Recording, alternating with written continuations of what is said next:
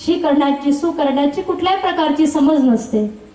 लहान मुलगा लहान असताना कदाचित आई जर जेवायला बसले आणि त्या मुलाने विष्ठा केली तर आई त्या मुलाची किळस धरत नाही, त्याची विष्ठा करते, त्याला स्वच्छ करते, त्याला अंघोळ घालते, सर्व प्रकारची सेवा त्या मुलाची करते। परंतु तेच आई वडील वृद्ध झाल्यानंतर कदाचित अंथरुणामध्ये विष्ठा झाली तर आपण त्यांचं ओंगळवाणं, आपण त्यांची तिरस्काराची भावना ठेवत असतो। असं का घडत असेल? देव हा शब्द देवासाठी मानला तेवढाच आई वडिलांसाठी मानायचं शिका, तरच ते आपलं हित असेल। जो या हिताविषयी जागा आहे त्याचे माता पिता धन्य म्हणायला हरकत नाही। विठ्ठल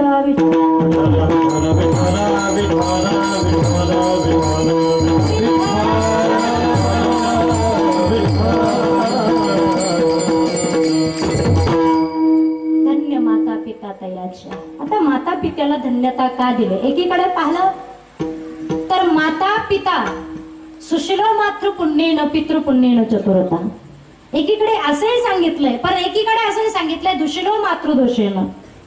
हिरण्यकश्यपू सारखा बाप असेल, कैकेयी सारखी आई असेल, पिता वैरी एन बालो न पाठिता, जी आई वडील आपल्या मुलांबद्दल चांगला विचार, त्यांच्या ध्येयाचा विचार करू शकत नाही ती त्या मुलाची शत्रू होत। माता शत्रू पिता वैरी एन बालो न पाठिता, न शोभते सभा मध्ये हंस मध्ये बको यथा। नाही का? जसं ती आई वडील त्या मुलाच्या जीवनामध्ये शोभा पावत नाही, हंसामध्ये बगळा शोभत नाही, तशी ती आई वडील, आई या नावाला, बाप या नावाला कलंक म्हणायला हरकत नाहीये। हिरण्यकश्यपू तपश्चर्या करण्यासाठी बाहेर निघाला आणि गावाच्या बाहेर गेल्यानंतर एका दगडावरती नाव होतं नारायण। ते नाव हिरण्यकश्यपूने वाचल्याबरोबर अपशकुन झाला म्हणून पुन्हा मागे आला। बायको कयादूने विचारलं, का हो तुम्ही 10-15 दिवस तपश्चर्येसाठी बाहेर चालला होता आणि मागच्या पावली पुन्हा परत आला, त्याचं कारण काय? त्यावेळेला हिरण्यकश्यपूने पती कयादूला सांगितलं की गावाच्या बाहेर निघालो परंतु एका दगडावरती नाव होतं नारायण आणि ते नाव मी वाचलं, अपशकुन झाला म्हणून पुन्हा आलं। कयादू मातेनं पुन्हा विचारलं, काय नाव होतं? नारायण। काय नाव होतं? नारायण। काय नाव होतं त्या दगडावरती? नारायण। खरंच त्या दगडावर नारायण नाव होतं? हो, नारायणच नाव होतं। असं जी एक समागम अर्थात जी भक्ती अर्थात जे नामस्मरण ज्यानं कधी मुखात घेतलं नाही, उलट पक्षी त्याच्या राज्यामध्ये त्याच्या असणाऱ्या प्रजेमध्ये जो कोणी नारायणाचं नाव घेईल त्याला दंड दिला जात होता आणि स्वतःहून ज्या हिरण्यकश्यपूने नारायण या नावाचा जप केला त्या माध्यमातून भक्त प्रल्हादासारखा सुपुत्र, ज्यांच्या कुळामध्ये भक्त प्रल्हादासारखा सुपुत्र ज्या आईच्या पोटी जन्माला येतोय, म्हणून तुकोबराय या ठिकाणी आई वडिलांना धन्यता देतात। अभंगाच्या दुसऱ्या चरणात कुळी कन्या पुत्र होती जे सात्विक, तयाचा हरिक वाटे देवा। देवाला हरिक वाटेल अशी मुलं जर जन्माला आली, कुणासारखे? मीराबाई सारखे, जनाबाई सारखे, संत कानोपात्रे सारखे, जगद्गुरु तुकोबरायांसारखे, छत्रपती शिवरायांसारखे मुलगा असावा कुणासारखा? आईने शिक्षा द्यावी, दंड द्यावा की 14 वर्ष रामाला वनवास आणि भरताला राजगादी। एका मुलाला वनवास आणि एका मुलाला राजगादी मागणारी आई, अर्थात त्या आईचं वचन शिरसावंद्य करून त्या ठिकाणी वनवासाला जाणारा अर्थात रामासारखा मुलगा, आज्ञेचं पालन करणारा मुलगा जर असेल तर तयाचा हरिक वाटे देवा। अर्थात माऊली ज्ञानोबारांचं वर्णन स्वतः देव करतात, माऊली ज्ञानोबारांचं वर्णन स्वतः देव करतात। रुक्मिणी मातेला म्हणतात, देव म्हणती रुक्मिणी हा एकच योगी देखिला नयनी, तेची ज्ञान संजीवनी ज्ञान त्रैलोक्यासी। आणि देवानं भरभरून वाणीनं वर्णन करावं माऊली ज्ञानोबारांचं, यापेक्षा किती किती महानता द्यावी माऊलीला। ज्यांनी अर्थात ज्या आई वडिलांनी अवघ्या जगताला या विश्वाला सुपुत्र दान देऊन टाकला जाता, दान दिला येणे वाग्यात नेतो शावे तो शोनी मज द्यावे. आणि म्हणून फुकट नाही तयाचा हरिक वाटे देवा असं नाही. आज आपण पाहतो उन्हाळ्यामध्ये 4-2 दिवसाचं शिबिर जरी असलं तरी आम्ही आमचा मुलगा त्या शिबिरात टाकायला मागे पुढे पाहतोय. ज्या आई वडिलांनी आपल्या स्वतःचा जीवनाचा विचार केला नाही, आपली मुलं सुखात असावी, आपल्या मुलांच्या हातून चांगलं कार्य घडावं असा विचार करणारी आई बाप असतील तर तयाचा हरिक वाटे देवा. कुणी कन्या पुत्र होती जे सात्विक. सात्विक म्हणजे काय?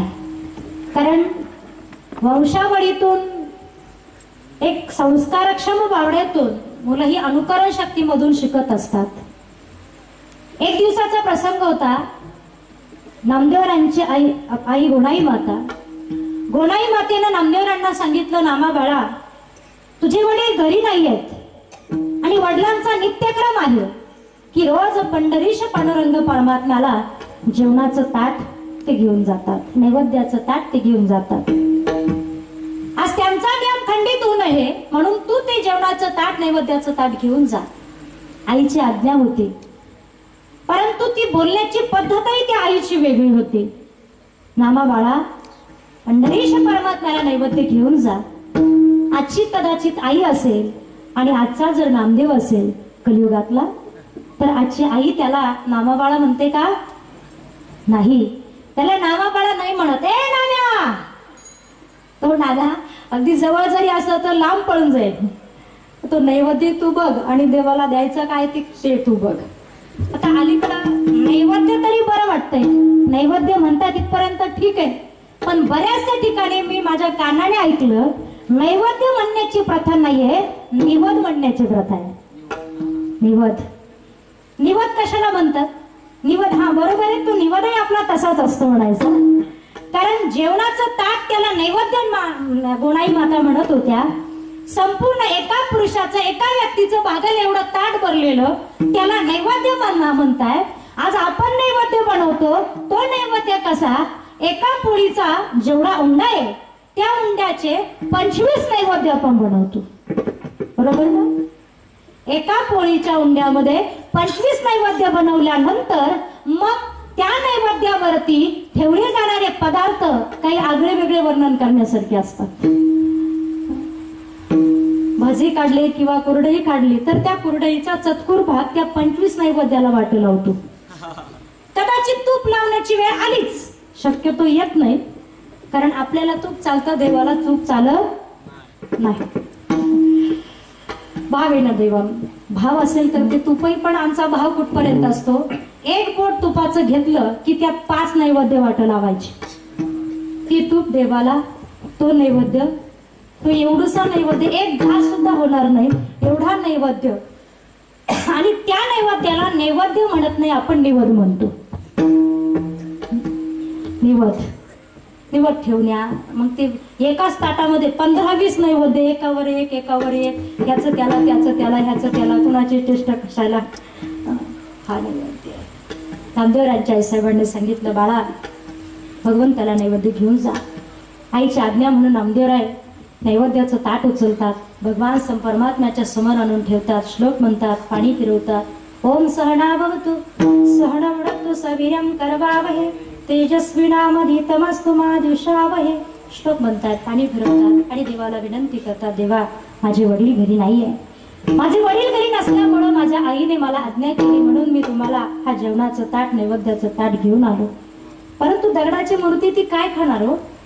दगडाची मूर्ती ती काय खाणार? पुन्हा पुढे नामदेवराय देवाला विनंती करता, देवा नैवेद्य खाना, देवा नैवेद्य खाना. देव नैवेद्य खात नाही. विनंती करता, देवा तुम्ही जर नैवेद्य खाल्ला नाही तर माझी आई मला जेवायला देणार नाही, देवा नैवेद्य खाना. देव नैवेद्य खात नाहीये. शेवटी रागावताय, वैतागून देवाला म्हणताय, देवा तुम्ही जर नैवेद्य खाल्ला नाही तर मी माझं डोकं तुमच्या पायावरती पाषाणाची मूर्ती ठेवताना कापे देवतेला गेली नाम्यात देवतेला गेली नाम्यात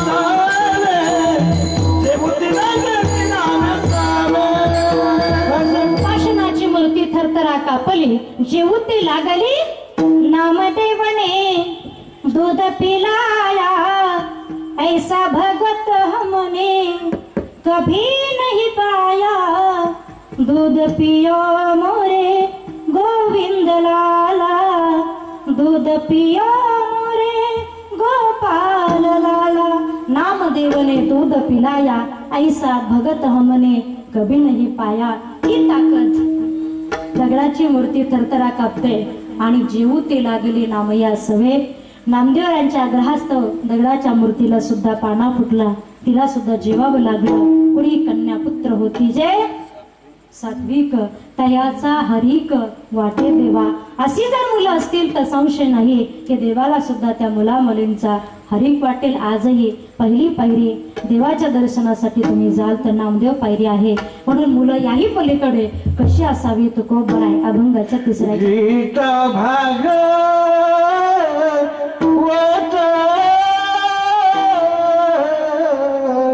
करीती श्रवण, गीता भाग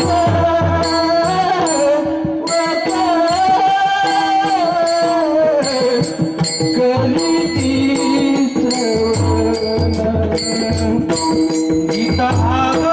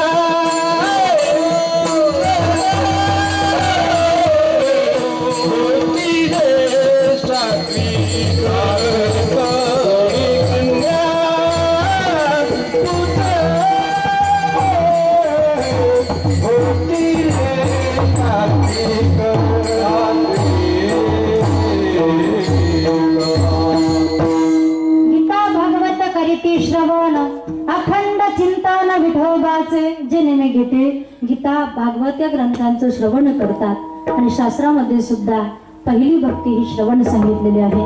श्रवणम कीर्तनम विष्णू स्मरणम पादसेवनम अर्चनम वंदनम दास्यम सख्य आत्मनिवेदनम। श्रवण भक्ती परीक्षित राजाने केले, कीर्तन भक्ती नारद महर्षीने केले, विष्णू स्मरण भक्ती भक्त प्रल्हादाने केले, पादसेवन भक्ती लक्ष्मी मातेने केले, अर्चन भक्ती अकुराने केले, वंदन भक्ती गरुडाने केले, दास्य भक्ती हनुमंतरांनी केले आणि आत्मनिवेदन भक्ती बलिराजाने केले। 9 प्रकारच्या भक्ती 9 जणांनी केल्या। तुकोबराय सांगतात गीता भागवत करीती श्रवण, अखंड चिंतन विठोबाचे जिने मी अखंड भगवान परमात्म्याचं चिंतन करतात। चिंतने चिंतने तब राम का नाम लेकर जो मर जाएगा वो अमर हो जाएगा। राम नामाची ताकद फार मोठी आहे। पूर्वी कारण राम हा शब्द राष्ट्रीय एकात्मता सांगणार आहे। पूर्वी आमची माणसं गावात जर गेली, एखादा ओळखीचा मागत जर भेटला, कोणी पाहुणा जरी भेटला तर त्याला रामराम असं म्हणायचे। आज रामरामाला आम्ही रामराम ठोकला, आता रामराम म्हणायची लाज वाटते। आता नमस्कार आम्ही म्हणतो, बरोबर?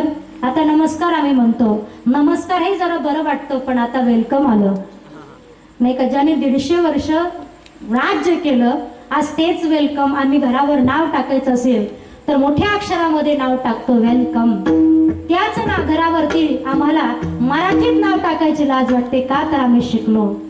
बऱ्याचशा लोकांचा असा भास असतो की शहरातली काही शिकलेली माणसं खेड्यामध्ये आल्यानंतर शहरी भाषा, त्या ठिकाणी शहरी भाषा याचा अर्थ मला अर्थात त्याला काही भावना दुखावतील असं मला म्हणायचं नाहीये, परंतु खेड्यामध्ये आल्यानंतर सर्वसाधारण समाजाबरोबर कसं बोलावं, मराठीत बोलावं की नाही।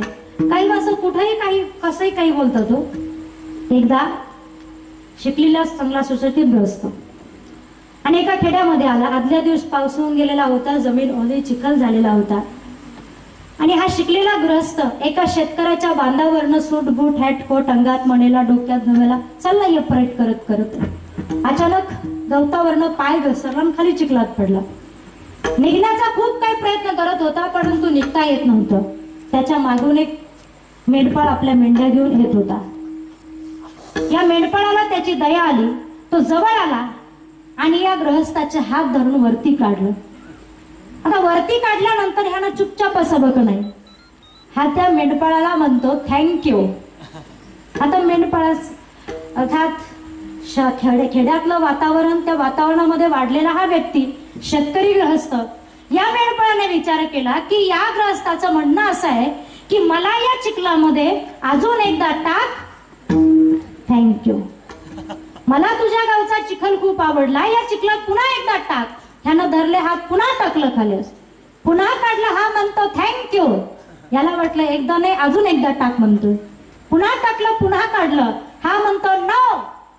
त्याला वाटलं एकदा नको, दोनदा नको, 9 वेळा टाक आणि 9 वेळा काढ. बराच वेळचा काढण्याचा टाकण्याचा कार्यक्रम चालला. हा ग्रस्त वैतागून गेला, रागावून मेंढपाळाला म्हणतो अरे बाबा नॉट. त्याला वाटलं जागीच गाडून टाक, काही शिल्लक ठेवू नको. बळीला पातळात घातलं तसा. ज्या वेळेला बळीला पातळात घातलं भगवंताने 3 पावलं जागा ज्या वेळेला मागितली, बळीला पातळामध्ये घातलं, त्यावेळेला देवाला म्हटलं की बळीची आई या ठिकाणी आपल्याला काय बोलेल, अर्थात काय सांगता येत नाही. बळीची आई त्या ठिकाणी भगवान परमात्मा म्हणतात की मी 3.5 पावलं जागा मागितली आणि ती जागा मागितल्यानंतर 3रं पाऊल अर्थात ठेवायचं कुठं, म्हणून बळीने मला मस्तकावरती जागा दिली, तो पाताळात गेला. अर्थात हे वाईट झालं किंवा एका आईचं अंतःकरण दुखवलं, म्हणून मला या गोष्टीचं वाईट वाटलं. परंतु त्या ठिकाणी आई बळीराजाची आई म्हणते की ज्या अर्थी मी माझं सौभाग्य समजेल की ज्या मुलाकडे देवाने मागण्यासाठी यावं, काय असा मुलगा माझ्या पोटी जन्माला येतोय की ज्याच्याकडे देवाने मागावं आणि देवाला देण्यासाठी ज्याने पाताळात जावं, असा मुलगा माझ्या पोटी जन्माला येतो, त्याला कुळी कन्या पुत्र सात्विक म्हणाला. गीता भागवत करीती श्रवण अखंड चिंतन विठोबाचे. ज्याने मी अखंड भगवान परमात्म्याचं चिंतन करतात, तुकोबराय म्हणतात अशा थोर संत महात्म्यांची सेवा मला घडावी. शेवट कमाने माझा गणत्यांची सेवा, कमाने माझा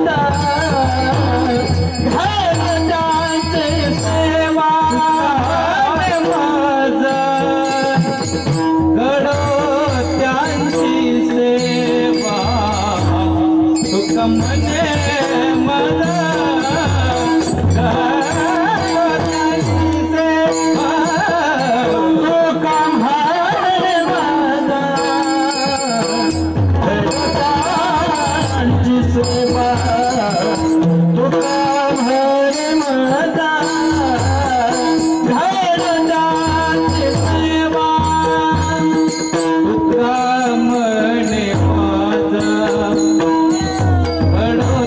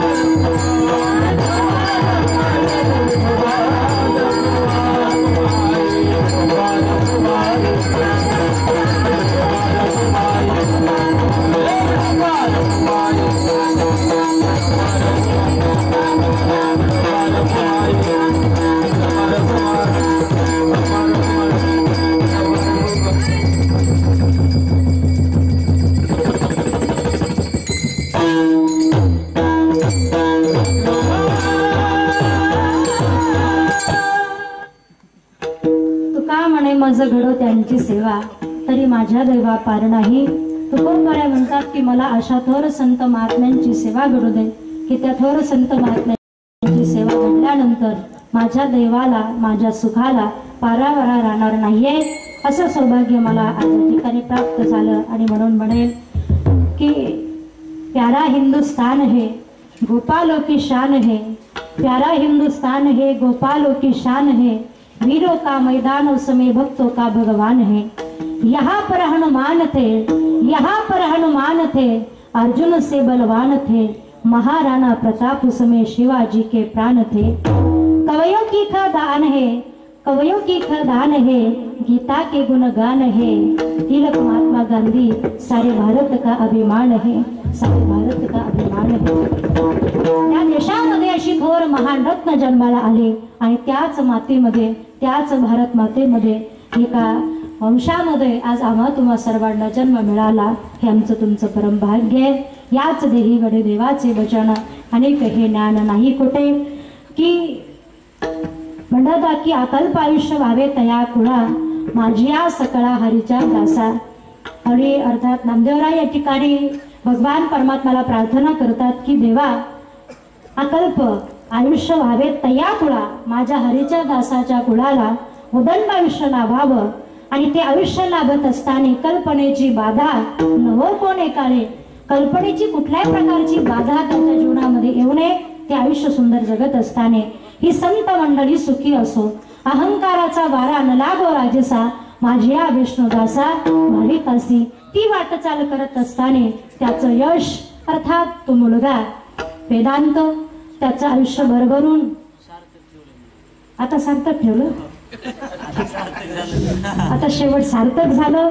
म्हणून सार्थक हे या आजच्या वारशा ज्याचं वारसा आहे त्या चिरंजीवाचं नाव आहे.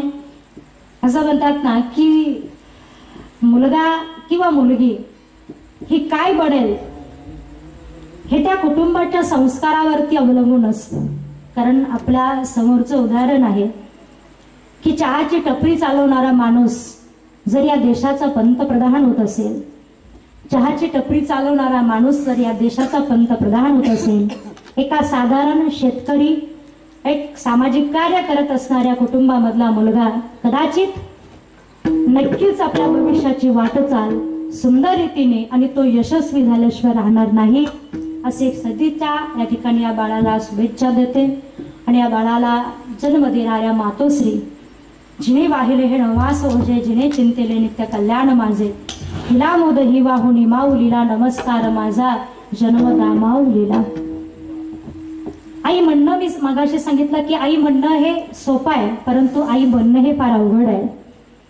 की 9 मास उदरामध्ये वागवणं, त्याला जन्म देणं, जन्म दिल्यानंतर त्याचं संगोपन करणं, त्याचा सांभाळ करणं आणि लहान मुलाची भाषा कदाचित घरातल्या कुठल्याही व्यक्तीला कळणार नाही, परंतु ती भाषा आईलाच कळत असते. का तवा हे माऊलीचे चित्त. एखादं छोटस बाळ, कानं बाळ, ज्या वेळेला ती माय त्याला आंघोळ घालून दूध पाजून पाळण्यामध्ये झोळीमध्ये झोपी लावते आणि 1 किलोमीटर वरती 1.5 किलोमीटर वरती शेतामध्ये काम करायला जाते. शेतामध्ये काम करण्यासाठी गेलेली माय इकडं ते बाळ झोपेतनं उठतं, त्याला भूक लागते. भूक लागली हे सांगता येऊ शकत नाही म्हणून ते रडतं. त्याच्या रडण्याचा आवाज मला सांगा 2 किलोमीटर वरती कामाला गेलेल्या आईला जाईल का? जाईल का? त्या मुलाचा रडण्याचा आवाज 1.5-2 किलोमीटर वरती काम करण्यासाठी गेलेल्या आईला जाऊ शकत नाही. परंतु आपला मुलगा झोपेतनं उठलाय, त्याला भूक लागली असेल, तो रडत असेल, ह्याच्या वेदना 1.5-2 किलोमीटर वरती कामाला गेलेल्या आईला होतात. तिला आई म्हणतात, दादा आई म्हणतात. वाहे माऊलीचे आईसी कळवळ्याची जाती, आईसी कळवळ्याची जाती,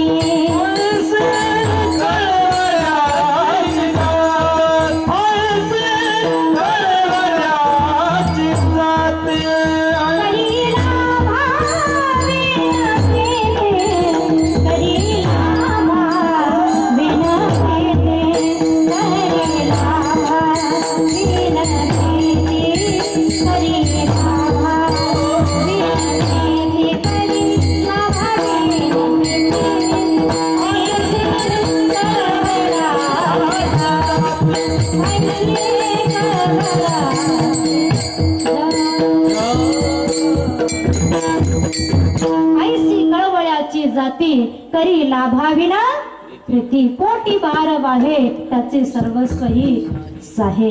अशी कळवळाची जाती करी लाभाविना प्रीती, लाभाची अपेक्षा तिला नसते, कळवळा मात्र आपल्या मुलाविषयी असतो. अशा असणाऱ्या मातोश्री. आणि आज हा प्रथम अर्थात सार्थक हे नाव त्या मुलाचं आहे. नावाप्रमाणे त्याच्या जीवनाचंही सार्थक व्हावं. थोरा मोठ्यांची सेवा या चिमुकल्याकडनं आपलं अवस्था घडत असताना व्हावी आणि योग्य दर्जाचं कर्म, चांगले संस्कार त्या मुलावरती व्हावेत. आणि अर्थात असं नाही की गर्भधारणेमध्येच त्या मुलाला संस्कार देतात, जन्माला आल्यानंतरही त्याच्यावरती जे संस्कार, मग ते आजोबांचे असू द्या, आजीचे असू द्या, आईचे असू द्या, वडिलांचे असू द्या, हे संस्कार त्या मुलावरती चांगले करा. चांगले संस्कार कराल तर नक्कीच मातेच्या पोटी पुत्र व्हावा राजबिंडा. तो मुलगा राजबिंडा झाल्याशिवाय राहणार नाही. तुकोबाराय सांगतात, अशा थोर संत महात्म्यांची, भगवश्रेष्ठ महात्म्यांची सेवा मला घडली आणि त्यामुळे तरी माझ्या दैवा पार नाही. कुणाची कुळी कन्या पुत्र होती जे सात्विक तयाचा हरिक वाटे देवा. एका हाताने टाळी, सगळ्यांनी हात वरती करायचे आणि भजन करायचंय. ज्यांना हात असतील त्यांनीच वरती हात करा. ज्यांना वाणी पवित्र मेदिनाम घोषणा, परमेश्वरानं सुंदर अशी इंद्रिय आम्हाला दान या स्वरूपात दिली. वाटत असेल देवाचा उपकार आमच्यावरती आहे, त्या ऋणातून मुक्त व्हावं असं वाटत असेल तर भजन करा, पण ते प्रेमाने. पहिल्यांदा महिला म्हणतील, नंतर पुरुष म्हणतील. हात टाईट वर करायचे. मी जोपर्यंत खाली करा असं म्हणत नाही तोपर्यंत करायचे. ज्ञानदेव तुकाराम, ज्ञानदेव तुकाराम, ज्ञानदेव तुकाराम, ज्ञानदेव तुकाराम, ज्ञानदेव तुकाराम, ज्ञानदेव तुकाराम. तुमच्यानंतर पुरुषांचा आवाज आहे, म्हणून किती मोठा आवाज काढायचा हे तुम्ही ठरवा. ज्ञानदेव तुकाराम, ज्ञानदेव तुकाराम,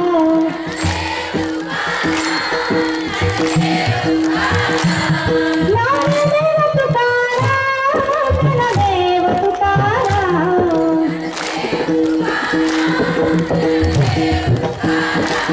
ज्ञानदेव तुकाराम, ज्ञानदेव तुकाराम.